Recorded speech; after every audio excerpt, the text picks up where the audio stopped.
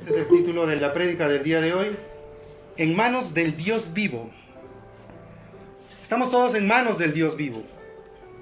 Pero todo es ¿para qué? ¿No? ¿Con qué propósito? Estamos en manos del Dios vivo sabiendo que dependemos solamente de Él. Estamos en manos del Dios vivo sabiendo que Él es el que suple nuestras necesidades. Él es el que está constantemente enviando una palabra para que nos reconfortemos, para que nos consolemos, porque esta situación muchas veces es muy crítica, muy dura, lo que nos toca vivir como cristianos. Estamos en manos del Dios vivo también para corrección,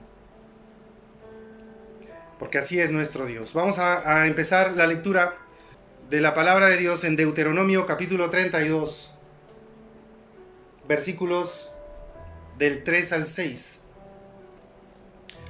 Dice así: proclamaré el nombre del Señor, qué glorioso es nuestro Dios. Él es la roca, sus obras son perfectas, todo lo que Él hace es justo e imparcial.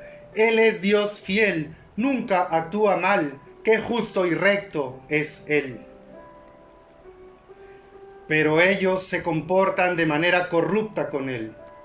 Cuando actúan con tanta perversión, ¿son realmente sus hijos? Son una generación engañosa y torcida. ¿Es así como le pagas al Señor, pueblo necio y sin entendimiento? ¿No es Él tu Padre quien te creó? ¿Acaso no te formó y te estableció? Estas duras palabras son el inicio del último canto de Moisés. Esto es un intento de enviar una advertencia final a Israel. Moisés ya les había entregado la ley y ahora les habla de esta manera. Y llama la atención por qué Moisés está hablando así. Parece muy enojado. Y esto es, hermanos, para que el pueblo de Israel sea consciente que los pecados los van a hacer caer. ¿Cuáles son las terribles consecuencias que sufrirían si es que ellos no se arrepienten? Vamos a continuar leyendo en Deuteronomio capítulo 32, el mismo capítulo, ahora el versículo 28. Todas estas citas del día de hoy de la Biblia están de la Nueva Traducción Viviente. Deuteronomio 32, versículo 28. Dice así: pero Israel es una nación insensata, su gente es necia, sin entendimiento.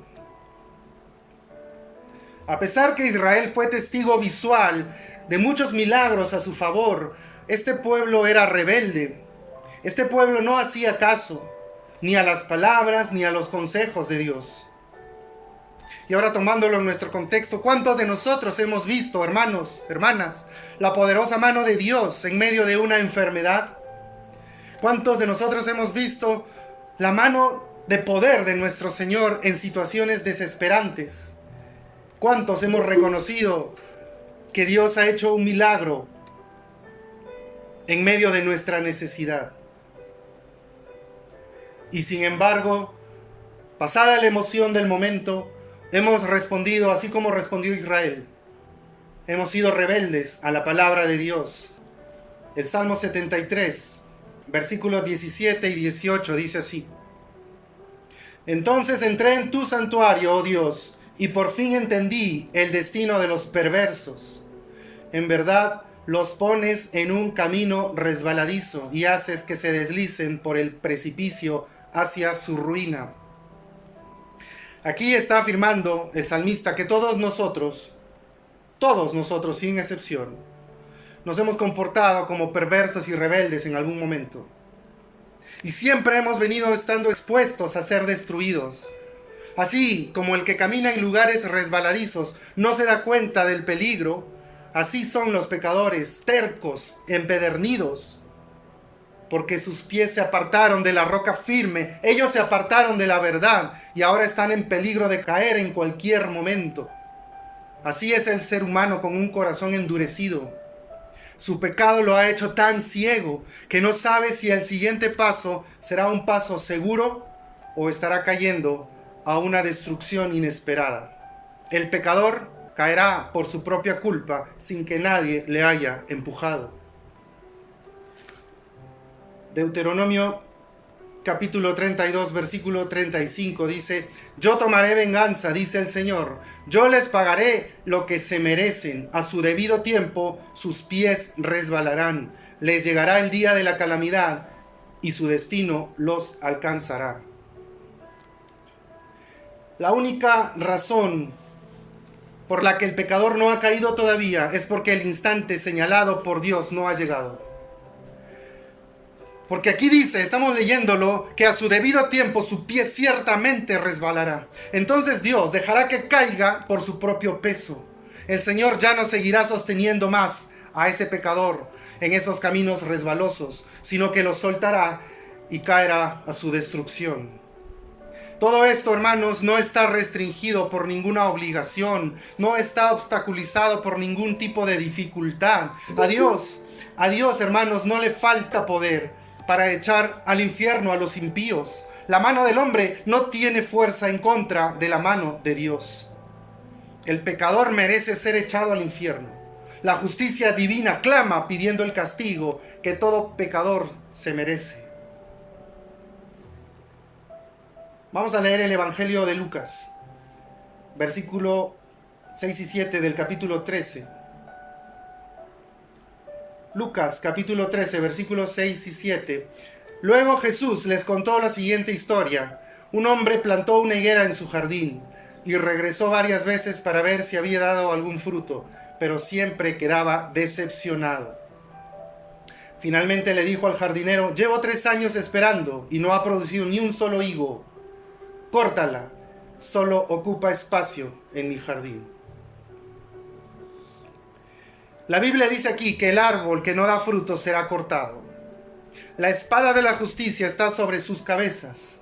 Lo único que la detiene es la infinita gracia de Dios. El pecador ya ha sido sentenciado a condenación y ahora es el objeto de la ira de un Dios vivo. Y muchos se preguntarán: ¿y por qué ese pecador no está en el infierno ahora mismo? Y eso es debido a las grandes misericordias de nuestro Dios.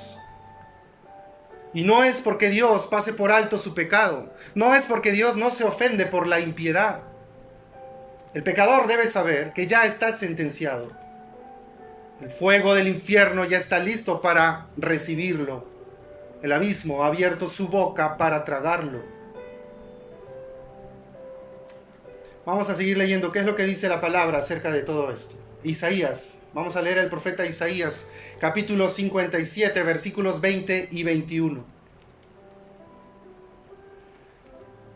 Pero los que aún me rechazan son como el mar agitado, que nunca está tranquilo, sino que continuamente revuelve el lodo y la tierra.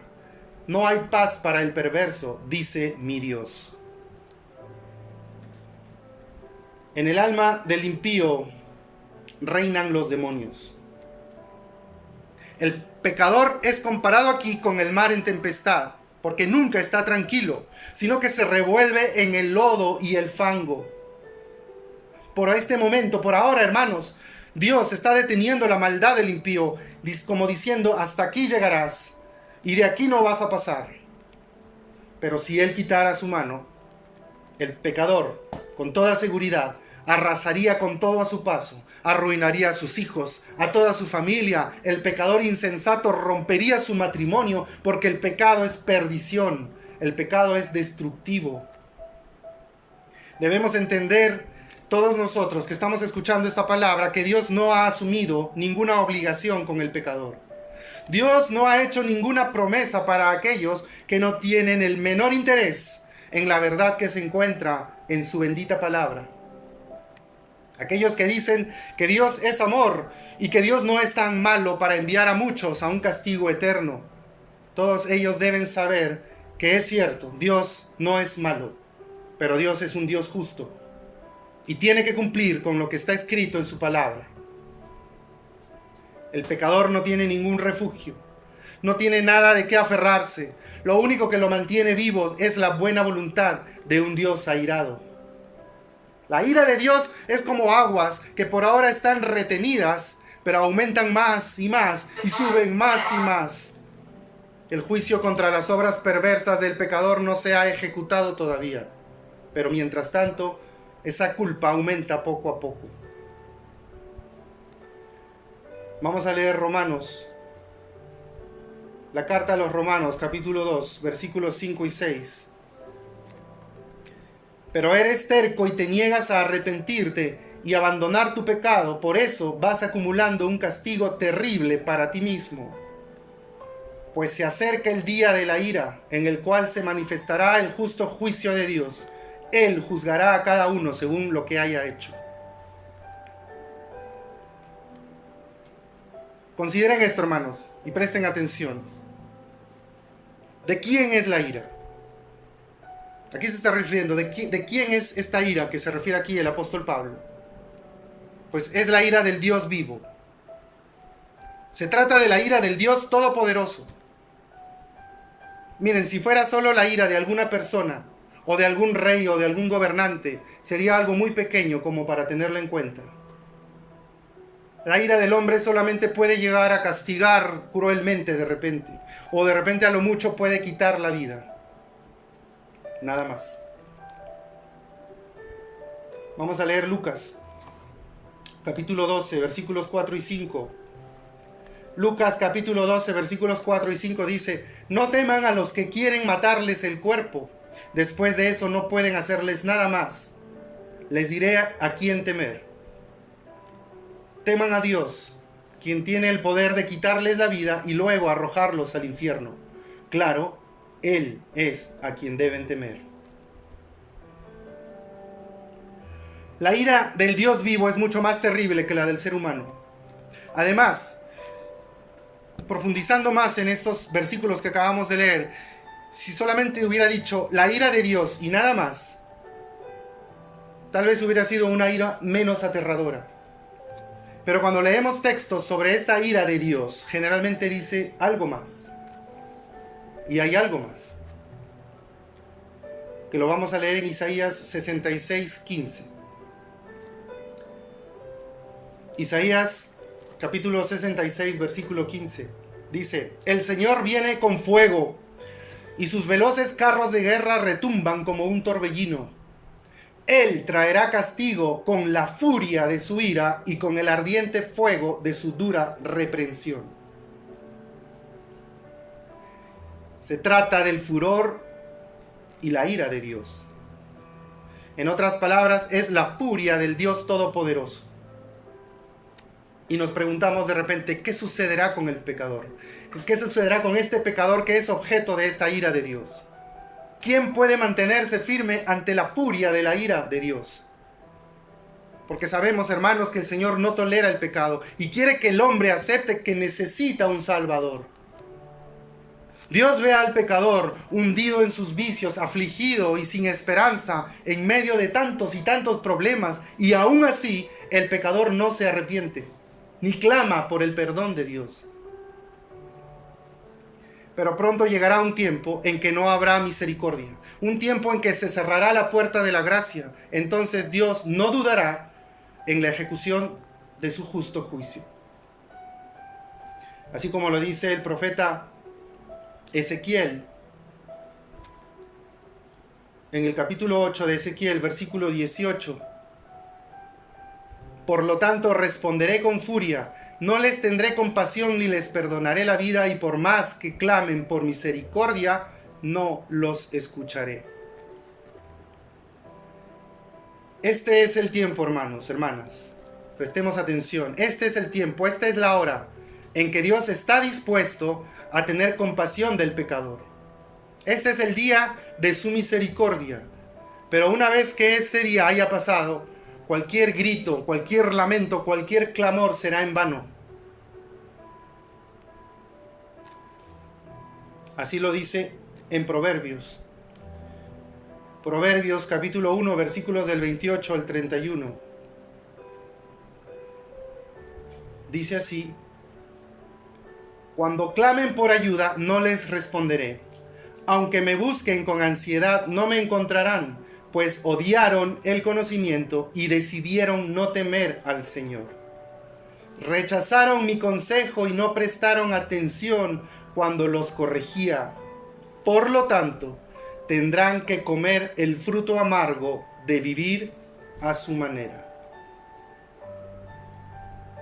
Qué terribles son estas palabras. Estas son las palabras del Dios vivo, del Dios todopoderoso. Él aborrecerá al pecador que no se arrepiente a tiempo. Y esto es lo que acontecerá a cualquiera que se proponga seguir una vida de pecado. Sería terrible sufrir un solo segundo del furor y de la ira del Dios vivo. Pero el impío experimentará este sufrimiento por toda la eternidad. Aquel que elija el pecado como una forma de vida deberá enfrentar una eternidad en el infierno. Y puede ser que ahora escuchemos este mensaje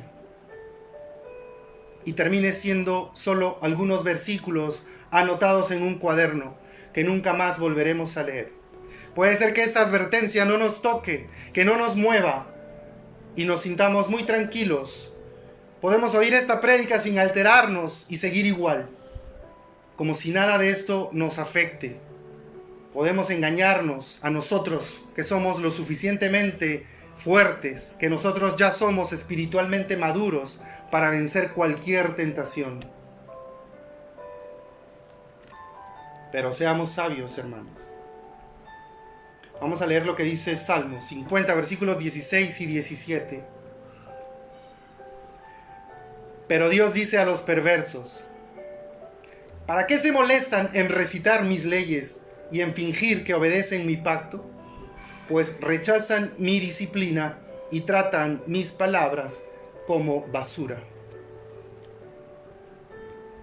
Al Dios vivo no le agrada cuando el pecador solamente repite y repite algunos versículos aprendidos, porque esa persona realmente no vive de acuerdo a esas leyes que se ha memorizado. Solamente lo repite y nada más. Y aquí estamos nosotros, hermanos, hermanas. Les pido que abran sus oídos para este mensaje. Estamos nosotros aquí. Estamos bendecidos por tener una Biblia en casa, con la oportunidad de tener la salvación. Porque miren qué cosa no darían las almas en el infierno por un día, solo un día de oportunidad como el que ahora nosotros tenemos. Este es el día en el que tenemos la dicha extrema, en el que Cristo tiene aún abierta la puerta de su misericordia y está llamando a gran voz a todos los pecadores, y hay muchos que llegan a Él y son perdonados por las benditas misericordias de nuestro Dios y Señor. Solamente la gloria a Él. ¿Cómo puede el pecador descansar en su condición? ¿No es su alma tan valiosa como la de los demás? Claro que sí. Pero sabemos que para el pecador empedernido, el terco, el que vive continuamente en pecado, su condenación no está durmiendo. Su juicio vendrá pronto, tal vez sea hoy mismo. Despertemos ahora. Despierta ahora, iglesia, el día de hoy, y huye de la ira venidera. Corramos hacia los brazos del Rey y Señor, de este Dios vivo que tenemos nosotros. Busquemos su refugio como un castillo fuerte. Él es nuestra defensa, Él es nuestro buen escudo. Recordemos que estamos en las manos del Dios vivo, ya sea para perdón o para castigo. No nos cansemos de buscar su rostro, porque sabemos que el día de hoy, tal como pasó en la época de Juan el Bautista, el hacha apunta a la raíz de los árboles, y todo árbol que no dé buen fruto será cortado. Hoy, hermanos, es el tiempo de su misericordia. Hoy. No caigas en la trampa del enemigo que dice: déjalo un momento más. Disfruta un momento más de esta vida de pecado. Ya mañana te puedes arrepentir. O pasado mañana ya puedes pedir perdón. El enemigo va a tratar de engañar incluso a los escogidos. Seamos humildes. Reconozcamos nuestros errores. Examinemos nuestros pasos. Si es que hay pecados ocultos, si hay pecados que no hemos confesado ante nuestro Dios, y si necesitamos ir a pedir perdón a quien hayamos ofendido, hagámoslo. Hoy es el tiempo de la misericordia de Dios. La puerta de la gracia aún está abierta el día de hoy.